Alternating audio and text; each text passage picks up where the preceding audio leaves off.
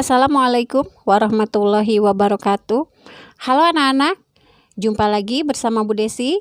Pada kesempatan kali ini, Ibu akan menjelaskan materi tentang sel volta. Sel volta merupakan salah satu bagian dari sel elektrokimia.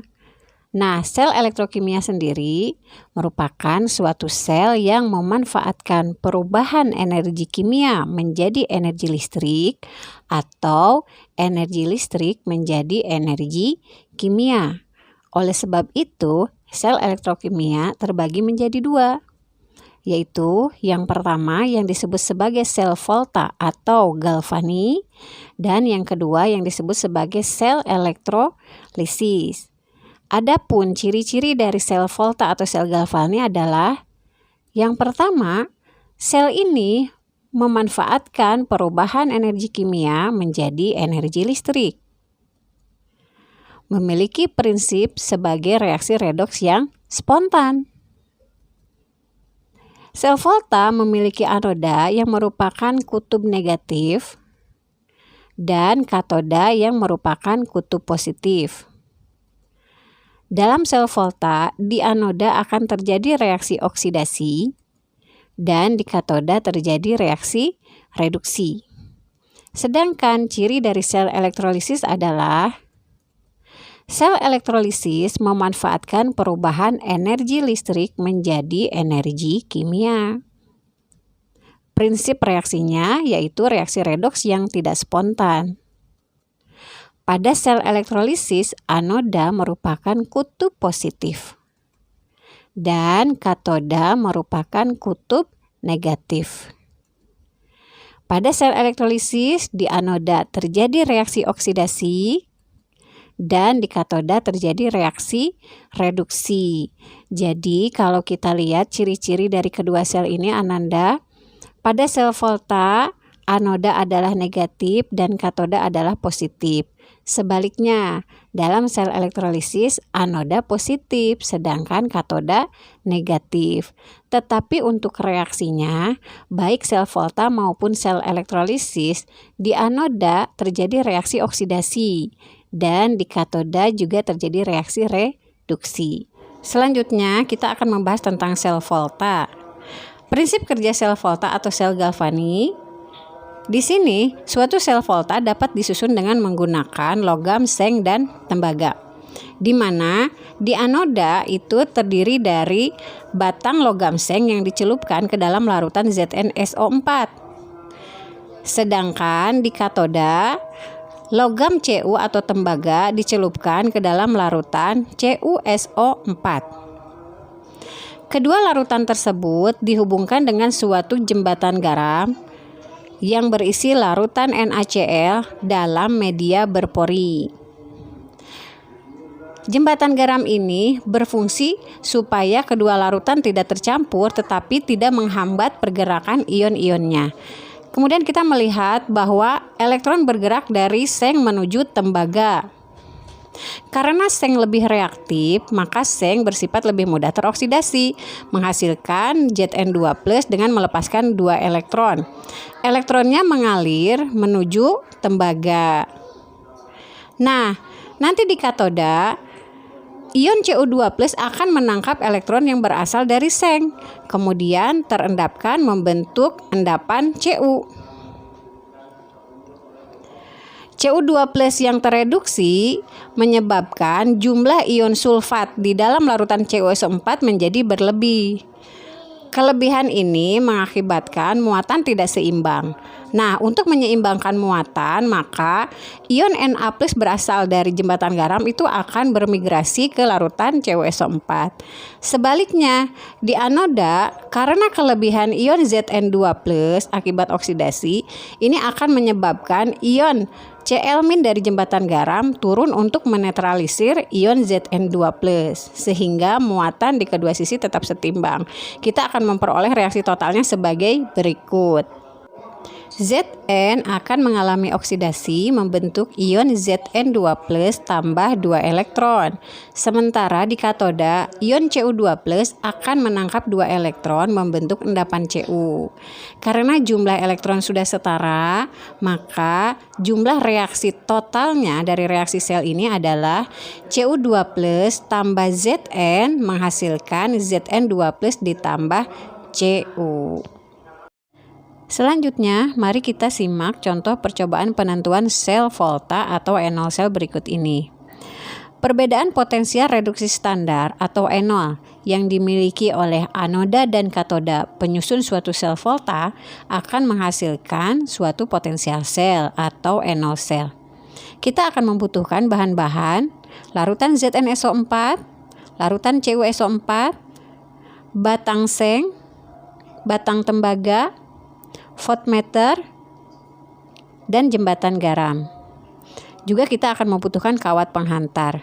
Cara kerjanya, kita ambil larutan ZnSO4 sebanyak 1 molar dan larutan CuSO4 sebanyak 1 molar, kita tempatkan dalam beker gelas. Kita masukkan batang Cu atau tembaga ke dalam larutan CuSO4 dan kita masukkan batang Zn ke dalam larutan ZnSO4. Kemudian, kita ambil jembatan garam untuk menghubungkan larutan CuSO4 dan ZnSO4. Kita ambil kawat penghantar, kemudian kita hubungkan batang Cu atau tembaga dengan kutub positif pada voltmeter. Begitupun kita ambil kawat penghantar untuk menghubungkan batang seng dengan kutub negatif dari voltmeter.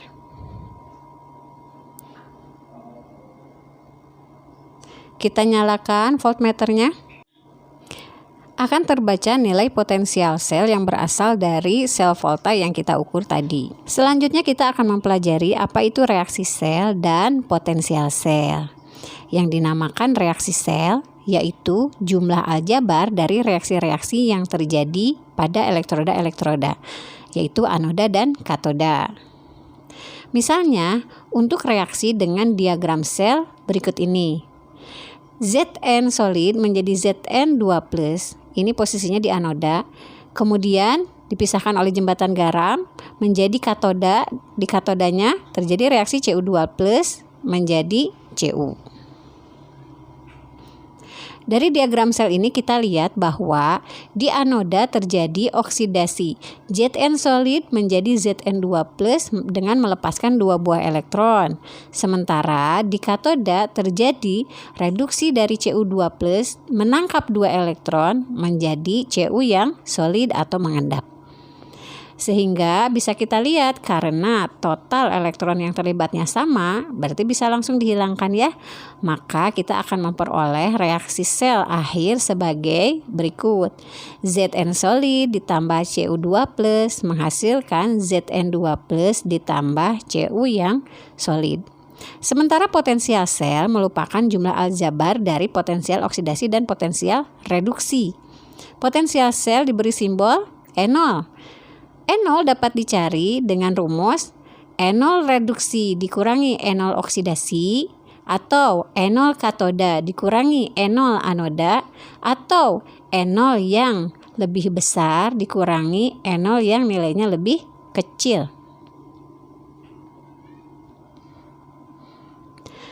Contohnya, jika diketahui potensial reduksi dari Cu adalah positif 0,34 dan potensial reduksi dari Zn adalah min 0,76, kemudian ditanyakan berapa E0 selnya, maka E0 selnya adalah E0 reduksi dari Cu dikurangi E0 reduksi dari Zn, yaitu bernilai E0 Cu-nya positif 0,34 volt dikurangi E0 Zn min 0,76. Kita akan mendapatkan hasilnya yaitu positif 1,10 volt. Kita akan melihat aplikasinya dalam contoh soal. Misal, suatu sel volta tersusun dari elektroda magnesium dan tembaga. Bila diketahui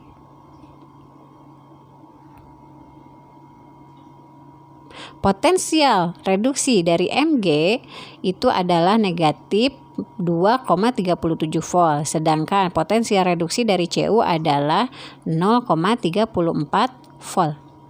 Pertanyaannya, tentukan A. Katoda dan anodanya, B. Reaksi yang terjadi pada elektroda dan reaksi selnya, C. Notasi sel, dan D. Potensial sel. Dari soal kita lihat dari data potensial reduksi bahwa yang menjadi katoda itu adalah elektroda yang nilai E0-nya lebih besar. Kalau kita bandingkan antara magnesium dan tembaga atau Cu, yang lebih besar adalah tembaga ya. Maka tembaga kita jadikan sebagai katoda. Nah, karena tembaga adalah katoda, maka anoda yang E0-nya lebih kecil itu adalah magnesium atau Mg. Adapun reaksi yang terjadi pada elektroda dan reaksi selnya adalah sebagai berikut. Reaksi di katoda akan terjadi reduksi. Siapa yang tereduksi? Tentunya Cu ya, karena Cu sebagai katoda.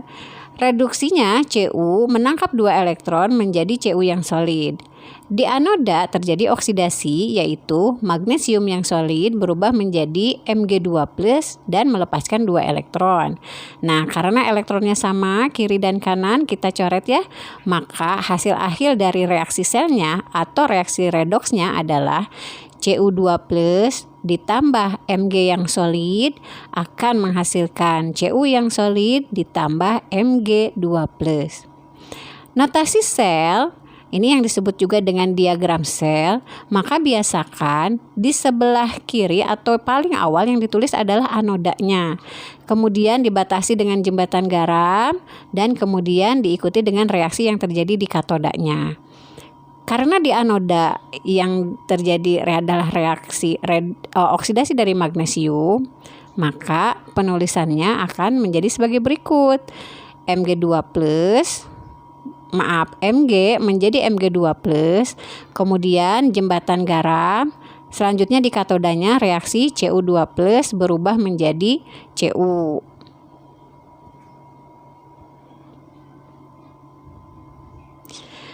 Besar potensial selnya dengan menggunakan rumus E0 sel sama dengan E0 katoda dikurangi E0 anoda. Nah, kita tahu ya, E0 katodanya yaitu E0 Cu. Kita masukkan nilainya 0,34 dikurangi oleh E0 anoda yaitu Mg. Kita masukkan nilainya min 2,37. Sehingga kita akan memperoleh hasilnya sebesar 2,71 volt. Adapun dalam kehidupan sehari-hari, aplikasi sel volta dapat kita temui dalam hal berikut ini. Yang pertama, aplikasi sel volta itu terbagi menjadi sel primer. Sel primer adalah sel yang hanya bisa digunakan satu kali. Contohnya, batu baterai atau disebut juga sebagai sel kering atau nama lainnya adalah sel Lakeland. Kemudian yang berikutnya contoh dari sel primer adalah sel alkalin atau baterai alkalin ya. Nah, ini sering kita temui. Yang berikutnya baterai merkuri. Ini adalah contoh dari sel primer. Nah, selain sel primer, sel volta juga ada yang disebut dengan sel sekunder, yaitu sel yang bisa diisi kembali atau di recharge. Contohnya akumulator atau yang kita kenal sebagai aki, baterai litium. Nah, ini baterai laptop sama HP kita ya.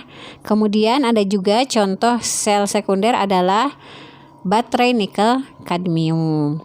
Nah, baiklah Ananda, ini adalah materi sel volta yang bisa Ibu sampaikan. Mudah-mudahan bisa dipahami ya. Sampai ketemu di pelajaran berikutnya. Terima kasih atas perhatiannya. Assalamualaikum warahmatullahi wabarakatuh.